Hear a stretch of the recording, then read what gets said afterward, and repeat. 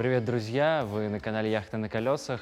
Меня зовут Антон, а мы по-прежнему в Германии и продолжаем такой альтернативный онлайн Дюссельдорф.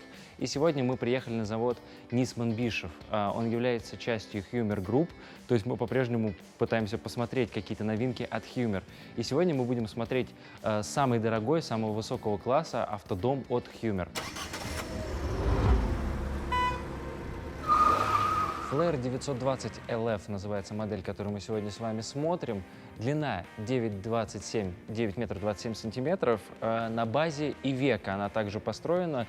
И уже по сложившейся традиции сразу идем внутрь смотреть, что там как раз-таки с кабиной Ивека. Внутри Ивека сразу напоминает какими-то моментами знакомые нам Fiat и Ducato, потому что на самом деле это связанные заводы, то есть Ивека и Fiat работают вместе, бок о бок, так же, как, собственно говоря, Нисман Бишев принадлежит Hummer Group. Ну, то есть такого тут много. Сейчас часто одни компании покупают другие, и поэтому мы начинаем видеть вот какие-то, например, знакомые кнопочки. Все унифицируется, становится удобнее. Знакомый нам во многом руль от Fiat, только в таком доработанном варианте. Кожаные вот такие вставки. Я так понимаю, что, судя по вот этим дырочкам и всему, здесь должен быть где-то подогрев этого руля. 8-ступенчатая коробка автомат установленная. И вот таким интересным образом у нас выступает экран, такой отдельной консолью, магнитола. На самом деле реально симпатично, мне нравится, чем-то напоминает, вот как в Mercedes, потому что до этого мы в Ивека видели встроенные всегда внутрь панель такие магнитолы, ну, в случае каких-то аналогичных по бюджету, конечно, вариантов. И как-то это выглядит попроще, по крайней мере, когда он углублен внутрь. Вот эта выступающая часть мне нравится, честно говоря, больше. В остальном что? Ну, в принципе, вот мы видим, где, если приглядываться, мы видим, где Ивека стыкуется, так сказать, с жилым модулем. Ничего здесь такого необычного нет. Все классно, аккуратно в целом сделано, соединено. Если не придираться, даже невозможно увидеть эти стыки. Хотя, допустим, если мы смотрим обычные интегралы, ну, какие-нибудь, допустим, Adria Sonic, то есть это гораздо ниже класс, там абсолютно четко видно, где заканчивается Fiat и начинается сам автодом, построенный сверху. Так, это у нас что за кнопка? О, шторка едет сверху, такая монументальная, металлическая, как часто вот на ларьках или гаражах бывает. Но, кстати говоря, есть еще вот такая шторка, которую мы можем закрыть снизу. Или как это работает? Сейчас, подождите, давайте посмотрим. Да, эта штора может опускаться полностью вниз, а вот эта маленькая бумажная, по-моему, только до середины у нас поднимается. Да, все, вот выше ее нельзя поднять. Так, судя по тому, что... да, вот они вручную полностью двигаются. И на магните фиксируется вот такая бумажная, светонепроницаемая штора у нас установлена сбоку. Окно тоже механическое. Ручками отодвигаем, задвигаем. И двери у нас, в принципе, по традиции, по классике, здесь входной нет. То есть входим мы в автодом только через основную дверь. Мы попадаем в столовую группу, она достаточно компактная, но, напоминаю, такие машины не рассчитаны на то, чтобы здесь цыганским табором ездить. Они для того, чтобы комфортно ездило несколько путешественников. И они здесь сесть точно смогут. В принципе, на 4 машина. То есть у нас здесь должны быть 2 подголовника. Почему-то они в салоне не стоят, но, конечно, они здесь есть. Зато нам обзор не загораживают. То есть 2 ремня здесь, 2 человека едут, и 2 вот на передних сиденьях, которые поворачиваются. Соответственно, 2 человека повернулись спереди, сели в столовую. По сути, один здесь и один на вот этом отдельном диване. Сейчас мы его с вами посмотрим. А здесь, в принципе, даже 2 человека разместиться. Ну, там ноги немного встретятся, но места достаточно. Стол. Вот стол мне прям нравится, он интересный, только я пока не понял, как он раскладывается. Но нравится он мне тем, что, смотрите, он вращается во всех просто плоскостях, подъезжает вперед, назад, и это прямо очень круто. Раздвигается, раскладывается в большой, ну, относительно большой, вот это, в принципе, его положение. Где-то мы видели с вами, по-моему, в Дюссельдорфе, раздвигалось полностью, мы раздвигаем его в стороны, и эта история поднимается сама. Для меня было достаточно путано. Здесь немножко попроще это сделано, как-то интуитивно понятнее. Мы нажимаем сверху на эту столешницу, все, у нас она превратилась в большой, единый вот такой стол. И дальше мы его опять же вращаем, как нам необходимо, вот передвигаем в нужное положение. И когда нам нужен снова маленький стол, мы нажали, сложили, и, например, отодвинули его вот в эту зону. Что хочу сказать вообще про отделку.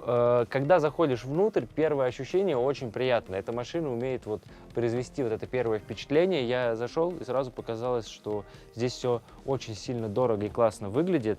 В первую очередь из-за цветовых решений. То есть вот эти вот темная кожа с белой строчкой выглядит весьма приятно.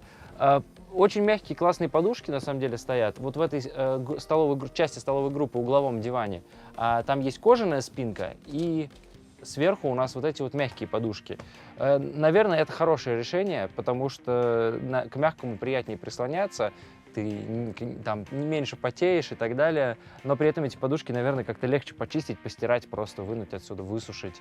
А кожа как бы является основой, которая защищает и которую легко помыть, почистить, опять же, прямо на месте, и она не будет как-то долго сохнуть. Короче, вот эта вот отделка сидений мне очень симпатична здесь, по крайней мере, по цветовой гамме, по вот этим подушкам. Но, конечно, эта штука все вкусовая абсолютно. Пишите в комментариях ваше мнение на этот счет. Вот это, я так понимаю, колонки здесь спрятанные. Ну, такие аккуратные колоночки, скрытые накладкой, и рядом два светильника от Dometic. Кстати, я вот не знаю почему, но в дорогих автодомах я не встречаю трековые светильники. Мы с вами в прошлых роликах нашего альтернативного Дюссельдорфа смотрели прицепы на заводе ЛМЦ, и там стояли от Dometic светильники на треке. Подголовники нашел, они спрятались под сиденьем, убрали их, видимо, как раз-таки именно для того, чтобы они обзор таким, как мы, не загораживали. Что здесь еще вижу на входе? Это включается свет в багажниках, во всех наших местах для хранения, и тоже можно убрать и опустить ступеньку. Или нет, не ступеньку. Нет, наврал, это тоже открывается замок багажника, ступенька у нас вот этой кнопкой складывается. Опа. Хромированное решение всех выключателей освещения. О, кстати, смотрите, красная подсветочка появилась за ручкой. И здесь за телевизором. В общем, вот в таком... О, синяя, белая. Вот это, кстати, интересно. Это очень интересно, то, что не отдельный какой-то пульт. Вариомобиль мы с вами смотрели, там был пульт, который надо было отдельно доставать из ящика и менять на любой цвет. Это, наверное, удобно, но, с другой стороны, это отдельный пульт, который можно потерять. А здесь вот так вот кнопочку нажимаем и переключаем цвет подсветки. А соседней кнопочкой включаем. Мне прям нравится. На входе вот такое решение под искусственный камень. Но на самом деле это просто обклейка фасада таким образом решена. На ощупь оно такое шероховатое. Напоминает, знаете, чем-то вот как пилочки для ногтей. Вот такое что-то шершавое. Но поцарапаться не поцарапаешься, но выглядит, как бы, не буду говорить о вкусовых вещах, вот как сами видите, в принципе, в кадре, так оно и выглядит. Здесь какой-то ящичек для тапочек, еще чего-то. Ну, то есть больше здесь ничего при входе, никаких дополнительных ящиков нет, поэтому вот, наверное, самое применимое для тапок каких-то это именно здесь. Выше, за вот такой дверкой у нас спрятался пульт, которым мы можем раскладывать и как-то там подкручивать тарелку, которая у нас на крыше автоматически раскрывается. Спрятана в таком же ящичке, в котором мы, в принципе, можем что-то еще разместить. И выше телевизор, подсветка вот эта вот, которая цвет у нас меняет вот этой кнопкой, да. Вот она, светодиодная подсветка, спряталась за телевизором. Телевизор вот в таком углублении, сзади глянцевое черное покрытие, которое как бы визуально расширяет и превращает в его единую панель. Еще выше, тоже за дверкой, у нас прячется пульт основной, которым мы контролируем все системы жизнеобеспечения дома. Надо вот таким образом на себя потянуть, и на липучке отклеивается эта панель, если вдруг нам понадобилось получить доступ к проводке, которая спряталась именно за этой панелью. Фиксируется она вот именно на такой липучке. Все, приклеили. Альда отопление, конечно же, жидкостное, должны быть какие-то теплые полы здесь. Забыли посмотреть мы с вами кровать, которая в передней части, конечно, есть. То есть у нас, по идее, 2 спальных места на этой кровати и 2 в основной спальне. 4 спальных места всего. Столовая группа не задумана, чтобы как-то переоборудовалась, столик не опускается.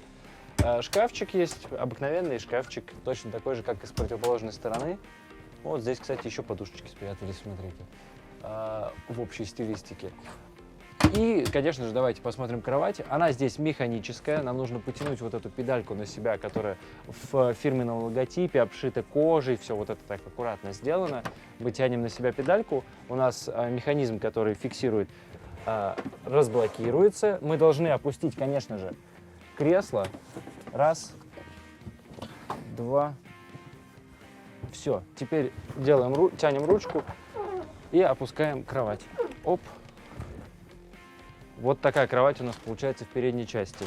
Под матрасом у нас спряталась вот такая сеточка, которой мы можем ограничивать, как бы, чтобы мы не упали. И вот такие карабины специальные есть для того, чтобы здесь был такой ограничитель. Кухонный блок сделан весь из искусственного камня. Это, в принципе, уже фишка таких премиальных автодомов, когда здесь у нас никакая не имитация, не обклейка, а именно полноценно вот искусственный камень.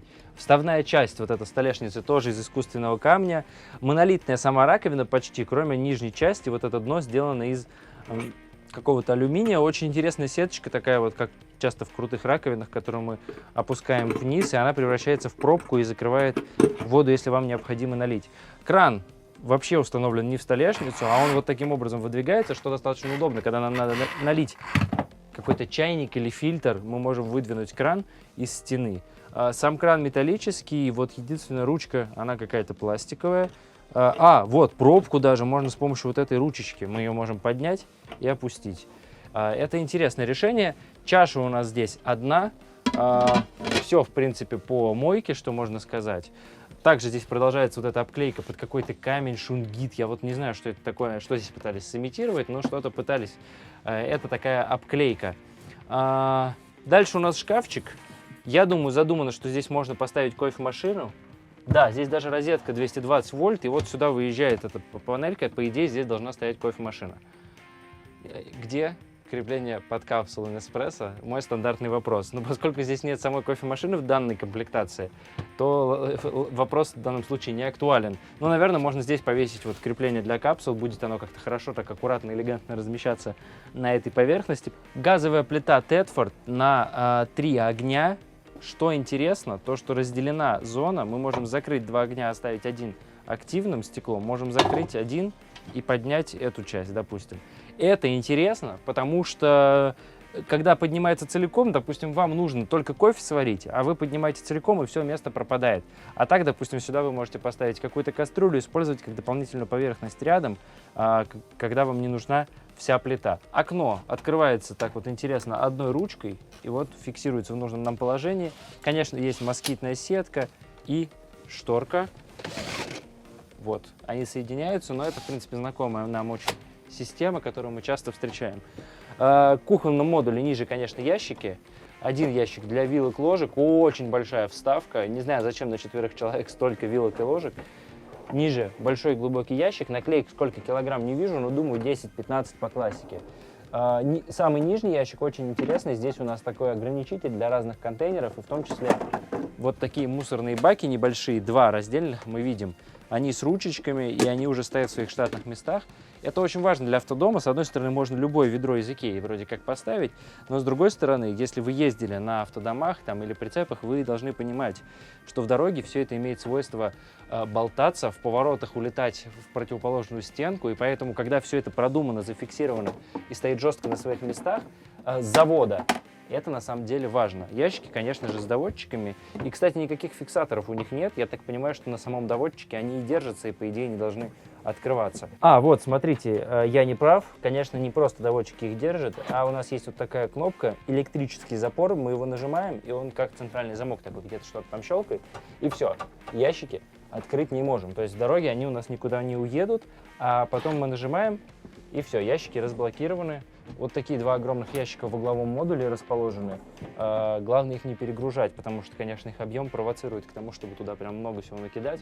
По классике 10-15 килограмм мы можем туда класть. Если мы запираем центральный замок с панели, с водительского места, он запирает еще и все ящики. Это вообще во. С противоположной стороны холодильник Dometic. Универсальный, открывается, в смысле, в любую сторону. В нем вы идете из кухни или из столовой, открываете дверь, взяли, что вам нужно, приготовить еду. Ночью у вас начался ночной дожор, вы встали и вышли из основной спальни, с этой стороны открыли холодильничек и забрали что-то, что днем приготовили, и туда сохранили. Кстати, на тему приготовили, выше есть такой гриль, ну, духовка, духовой шкаф, гриль вот узкий, небольшой, но то есть, чтобы что-то печь, готовить пиццу, вполне себе он как раз-таки и подходит. И это прикольно, потому что всегда что-то приготовленное не в микроволновке, там, не разогретое, а вот в такой печке гораздо вкуснее, особенно если вы любите готовить. Далее у нас санузел. Дверь отгораживает от общего пространства, которое и закрывает туалет. И это на самом деле хорошо, потому что раздвижные двери не обладают той, наверное, надежностью. Их нельзя закрыть во время движения, потому что они могут сломаться и так далее.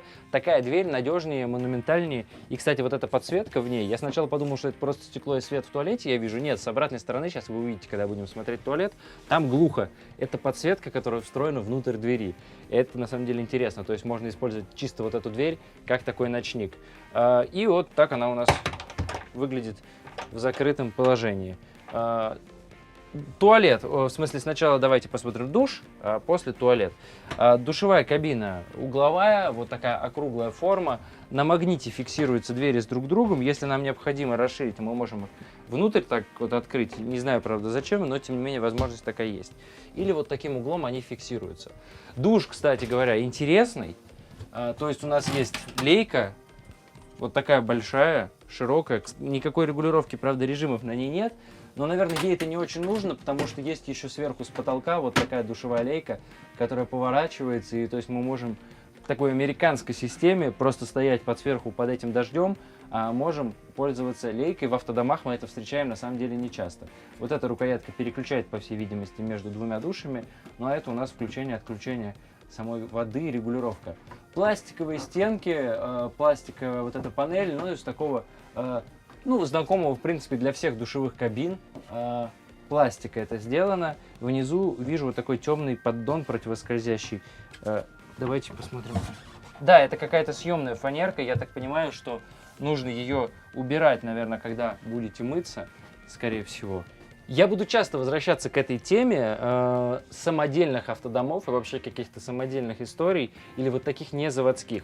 Мы даже недавно смотрели в Дюссельдорфе буханку. Если не видели этот обзор, переходите по подсказке. Интересный обзор.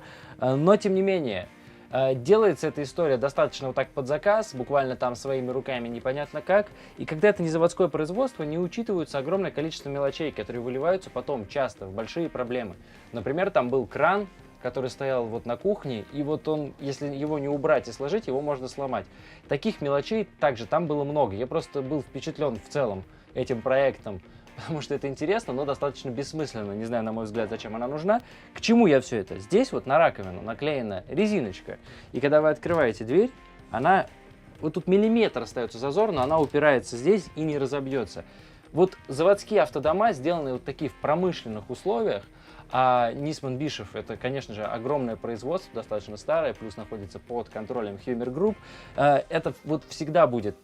Я согласен, резиночка — это мелочь, вы можете наклеить ее сами. Но этих мелочей в такой сложной системе, как автодом, достаточно много. И когда ты их всех не учтешь, это, как правило, такие вещи, которые вот кровью и потом потом в поездках выясняются, и их нужно исправлять. Но это, конечно, не касается в целом такой машины, никто не собирает такие машины самоделками, но просто мне вот захотелось сказать, порадовался, что здесь наклеили резиночку на столешницу из искусственного камня, которая у нас является раковиной, размещенной в углу. Интересная вот такая матовая, очень приятная на ощупь. Я люблю, когда матовый искусственный камень, не нравится мне почему-то глянцевый. Где-то недавно в элитном, не помню в каком мы смотрели тоже дом, возможно, мы не снимали обзор, просто я смотрел. Если вдруг вы видели этот обзор, он есть, пишите в комментариях об этом. Был, по крайней мере, вот тоже был искусственный камень, но глянцевый. Почему-то мне кажется, что он выглядит дешевле. Здесь вот это вот матовое, приятное очень покрытие, и это целая такая раковина, которая является углублениями столешницы. Выглядит это круто. Металлический кран вращается во все стороны. Это вот у нас такой смеситель. Угловые шкафчики с зеркалами, как можете видеть. Что у нас здесь внутри? Ничего, просто обычные шкафчики, полочки. О, пробку нашел для раковины. Обыкновенная резиновая пробка, правда. Ничего необычного в ней нету. Все, с противоположной стороны просто зеркало. Вот чего не хватает на самом деле, по-моему. Где розетка? Нету розетки в шкафчике. Не знаю, правда, в таком доме нужна ли здесь розетка, но, по-моему, не помешало бы. Вот, зря нагнал. Смотрите, розетка здесь разместилась. То есть, в принципе, бритву или какие-то щетку электронную можно заряжать вот от этой розетки, поставить здесь на столешницу, и все. Свет включается этим выключателем в спальне. Это тоже в спальне спот, и это подсветка. А это, собственно говоря, туалет, а это я не понял, что. Это как раз туалет, а вот это ванная и душевая. И давайте посмотрим туалет, раз я уже открыл дверь. Вот, кстати, говоря о том, что дверь с другой стороны глухая, она здесь глухая, подсветки нет. Рейлинг на двери есть какой-то, чтобы что-то повесить. Наверное, в первую очередь полотенце или что-то для туалета. Крючочки еще есть на двери. Унитаз очень основательный, он керамический, то есть такой полноценный керамический унитаз. Ну, вот максимально похож на какую-то домашнюю историю. И справа видим электросмыв. Жужжит даже, если нажать. Напротив вижу радиатор от Альда. То есть у нас здесь, как дома, в принципе, такой большой полотенцесушитель. Можем здесь сушить какие-то вещи, полотенца и так далее. И даже в ногах здесь есть небольшой шкафчик. В принципе, он удобен, чтобы поставить, наверное, какую-то химию, что-то еще, что вам может понадобиться. И не знаю для чего, но здесь сделана маленькая вот такая, наверное, это для туалетной бумаги. Да, то есть туалетную бумагу мы, по идее, прячем вот в шкаф, на эту палочку в шкафчике так раз разместили. Одно мне только непонятно, почему окно не матовое. Не знаю, можно опционально или нет. Скорее всего, можно заказать, чтобы было это стекло у нас непрозрачное. Хотя, с другой стороны, здесь такая высота автодома, что никто не заглянет в ваши окна, только если рядом не будет стоять еще один такой же автодом. Кстати, в соседнем автодоме аналогичном я вижу кофемашину как раз в том углу. Ну, видите, здесь просто забыли, наверное, ее поставить на выставочном образце. Должна быть кофемашина. После туалета у нас идет большой шкаф. Ручка, вот, кстати, интересно реализована. То есть, чтобы шкаф не открывался в дороге запор, мы ручку поворачиваем. И, пожалуйста, шкаф.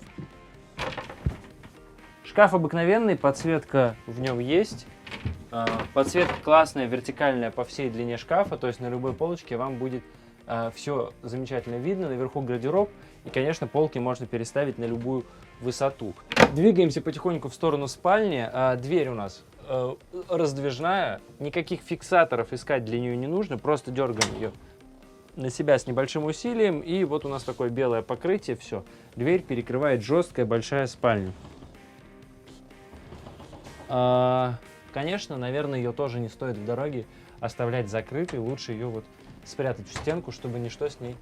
это уже... все, вот так она зафиксировалась, чтобы ничего с ней не произошло. Заходим в спальню. Справа от входа мы видим еще вот такие ящики, тоже они решены вот в этом искусственном как бы камне, вот этой обклейки фасада, как мы видели в передней части. Push-open система, то есть нажимаем и сделано как для тапочек, не понимаю, почему так высоко. Нижний, что у нас? Еще один такой же. То есть большие вот такие шкафы для, по идее, обуви или, может быть, журналов, видеокассет. Я не знаю, что еще сюда можно положить. Просто телевизор меня навеял эту мысль. Конечно, никаких видеокассет вам здесь будет не нужно. Телевизор здесь установлен современный, в такую же нишу. Где-то должна быть, наверное... Да, вот такая же подсветка, которая регулируется освещение за ним, фоновое такое за самим телевизором. Телевизор висит в углу, не на кронштейне, на каком-то... Нет, он никуда особо не вращается, но это ему и не нужно, потому что его отлично видно со спального места. В изголовье кровати вот такие светильники на гибком приводе. Что здесь еще интересного? Подсветка включается и выключается. Вот эти вот панно, кстати, как в двери. То есть тоже они таким образом включаются. Отдельный, можно такой ночничок себе сделать. Огромный люк вижу в изголовье. И это, кстати, классно. Прям можно смотреть на звездное небо, лежа на кровати.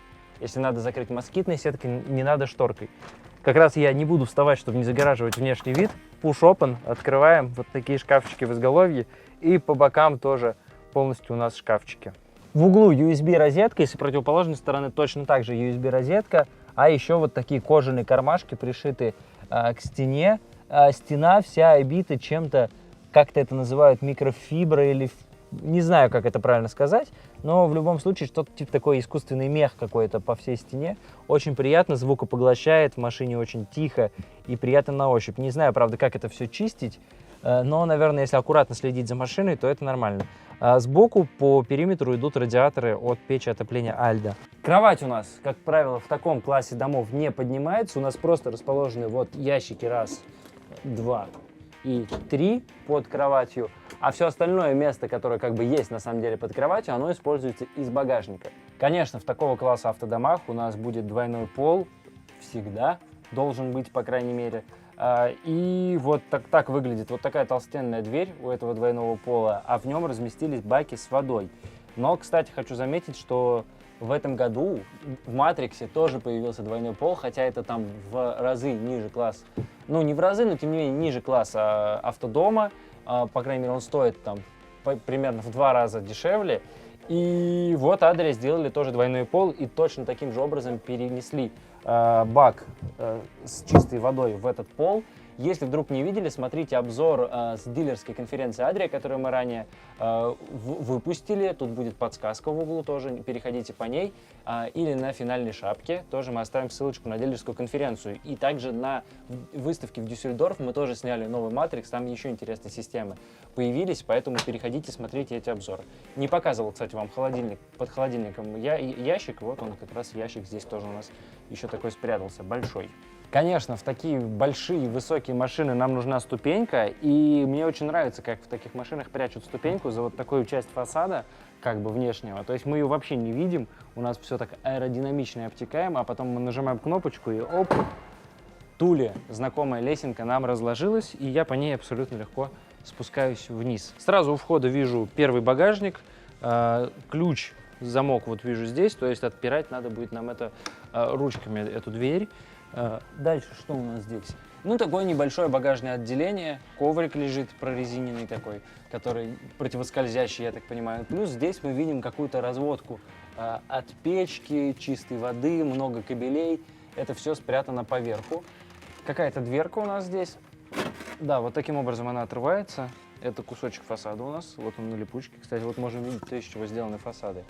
Что-то такое похожее на пенопласт, но на ощупь плотная, как какой-то ДСП, даже крепче. Вот интересно, из чего делают, при этом очень легкая. За ней у нас, конечно, прячется проводка. В принципе, аналогичным образом на липучке мы видели, шкафчик открывался и внутри. В багажнике есть душ, так что, в принципе, добро пожаловать во второй душ. Ну, мы его часто с вами встречаем, и это классно, когда делают душ в багажнике, то есть можно помыть какую-то технику, а сюда может встать достаточно большая техника в такой багажник. Ну, или там собачку, кошечку, кто извалялся в грязи. Подсветка. Кстати, очень с плавным розжигом, мы нажимаем, и она очень плавно гаснет и загорается, как мы можем видеть. Она сделана тоже по всей длине багажника, и нам становится как бы светло и все видно в любой части.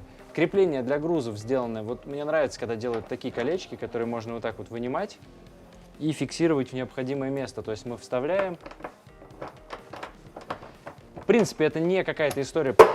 Это я просто с руками из такого места. Колечки на самом деле классные, просто не умею ими пользоваться. Редко их встречаю, но на самом деле мы их можем видеть с вами не только в премиальных домах, а они иногда встречаются в каком-то более дешевом классе, и это на самом деле классно. Колечки такие же есть внизу, вверху, то есть грузы можно зафиксировать в любом месте. За вот этой решеткой, она здесь декоративную функцию носит, спрятано всякое электрооборудование, я так понимаю. Да, там инвертор на 220 вольт, какие-то антенная разводка, но в общем вся вот эта необходимая электрика, она спряталась за вот такими металлическими накладками. По центру вижу розетки 12-220 вольт и шильдик, который на самом деле очень важный. 500 килограмм нагрузка на багажник максимальная. Это очень много, и это очень круто. То есть сюда можно, например, спокойно поставить мотоцикл. Сейчас на другой модели здесь будет вставка кадра. Это не здесь, но тем не менее сюда тоже можно поставить специальные крепления, по идее. И у нас будет здесь, например, какой-то небольшой скутер, мотоцикл, там 150-200 килограмм вы поставите, допустим, мотоцикл, и у вас еще останется аж 300 килограмм запаса по весу. Сбоку еще есть небольшое вот такое углубление, то есть такой шкафчик для вещей, и достаточно большое углубление раз и два. Прям такие места, в которые я бы поставил какие-то лотки, выдвижные ящики, может быть, какие-то системы хранения. Ну или можно так оставить и закидать туда вещи, сумки, которые не будут мешать. По левому борту мы видим еще небольшое багажное отделение. В нем уже никакой подсветки нету, но есть воздуховоды. То есть будет здесь тепло, тоже очень хороший уплотнитель стоит. Ну, что-то еще здесь можно хранить. Возможно, какой-нибудь детский сноуборд сюда закинуть или что-то еще. А выше над ним разместился бак с серой водой. Вообще напоминаю, что вся техническая информация, которую я, допустим, не назвал, но вам интересно, всегда есть в описании ролика или по ссылке вы можете перейти. на сайт и посмотреть еще раз всю подробную информацию. Переходим дальше. Здесь у нас какие-то краники, которые отвечают, по всей видимости, за воду. Также вижу здесь кран, такое специальное подключение водопроводной воды, то есть когда вода идет под давлением, можно сюда подключить ее, и у вас будет прямо напор от водопровода попадать в систему. Также здесь есть какой-то вход. Да, это подключение 220 вольт, по идее, от сети кемпинга тоже разместилось в этом лючке. Рядом с вот этими кранами, которые отвечают за канализацию, за слив. То есть, вот, допустим, вот эти краники явно отвечают за то, чтобы слить воду с системы. Ниже мы как раз видим еще эти краны, и вот через этот лючок видим к ним доступ. Переходим дальше к багажнику. С обратной стороны, сейчас мы с вами быстро посмотрим, есть маленький лючок, а здесь большой люк. И это еще одно место для хранения вещей. Тоже здесь есть отопление, все это теплое, сквозной такой багажник. Чуть ближе к передней части мы видим аккумулятор, спрятался за вот такой большой дверью. Ну и вообще всякие уже части, которые от Ивеко, момент электрификации и так далее, все это находится вот в этом большом лючке. И здесь же находится заливная горловина дизеля. Напишем здесь плашку техническую о том, сколько дизеля у нас влазит, сколько у нас расход, и вот эти все моменты будут написаны. Также для заливной горловины есть маленькое отверстие, то есть не обязательно поднимать всю эту дверь, просто сейчас не могу открыть, нет ключа. Но тем не менее здесь вот еще есть маленькая дверка, чтобы открыть именно к заливной горловине доступ. И вот спереди она таким образом выглядит. Кстати, хочу отметить, что очень приятно, что все эти двери такие массивные, монументальные, металлический корпус, как и вся машина, у этих вот дверей. С противоположной стороны как раз вот эта небольшая дверка, про которую я говорил, это доступ в тот большой багажник, просто с этой стороны мы можем тоже что-то достать. И еще один технический лючок. Здесь расположены два баллона газ и также лючок для залива AdBlue. Nisman Bishov Flare 920 LF мы сегодня с вами посмотрели. Это премиальный автодом на базе Ивеко. Мы находимся, напоминаю, на заводе Nisman Bishov в Германии. Специально приехали, чтобы снять для вас обзоры. Вот нас пустили в выставочный зал поснимать. Мы такой продолжаем альтернативный онлайн Дюссельдорф, и поэтому будут еще модели с других заводов. И в том числе на Nisman Bishov мы постараемся вам показать еще какие-то разные варианты. Пишите в комментариях ваше мнение, что думаете об этой машине, насколько она интересна. Здесь будет цена, поэтому в комментариях вы сможете обсудить это, исходя из цены, сравнить с какими-то другими вариантами, которые также мы смотрели. Как вам кажется, лучше, хуже, стоит оно того или нет. Вы находитесь на канале «Яхты на колесах». Меня зовут Антон. Подписывайтесь обязательно на канал, чтобы не пропускать наши выпуски, потому что, возможно, они вам не попадут в рекомендации без подписки и колокольчика. Также сейчас будет финальная заставка, на ней мы укажем связанные по тематике ролики. До новых встреч, пока!